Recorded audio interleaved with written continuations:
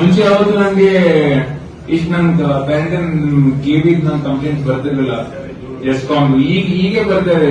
ಒಂದ್ ವರ್ಷ ಮುಂಚೆ ನಂಗೆ ಇಷ್ಟ ಬರ್ತಾ ಇಲ್ಲ. ನೀವು ಸೀರಿಯಸ್ ಆಗಿ ರಿಫಾರ್ಮ್ ಮಾಡ್ಬೇಕು. ಈಗ ನಾನ್ ಹಳ್ಳಿಗೆ ಹೋಗಿದ್ದಾದ್ರೂ ಕೂಡ ಪ್ರತಿಯೊಂದು ಹಳ್ಳಿಯಲ್ಲಿ ಎಲ್ಲಕ್ಕಿಂತ ದೊಡ್ಡ ಕಂಪ್ಲೇಂಟ್ ಬರೋದೇ ನಮ್ಗೆ ಕರೆಕ್ಟ್ ಆಗಿ ಸಿಗ್ತಾ ಇಲ್ಲ. ನಮ್ಗೆ 2 ತಾಸು ಸಿಗ್ತವೆ, 3 ತಾಸು ಸಿಗ್ತಾ ಇದೆ. ನಮ್ ಟಿಸಿ ಸುಟ್ಟು ಹೋದ್ರೆ ಯಾರು ಬರ್ತಾ ಇಲ್ಲ. 10 ದಿನ 15 ದಿವಸ ಎಲ್ಲಕ್ಕಿಂತ 50% ನಮ್ ಜನ ಬರ್ತಾ ಇರೋದೇ ಕರೆಂಟಿನ ಸಮಸ್ಯೆ ಸಲುವಾಗಿ. ನೀವು ಸೀರಿಯಸ್ ಆಗಿ ನಾಳೆನೆ ಒಂದು ರಿವ್ಯೂ ಮೀಟಿಂಗ್ ಮಾಡ್ರಿ.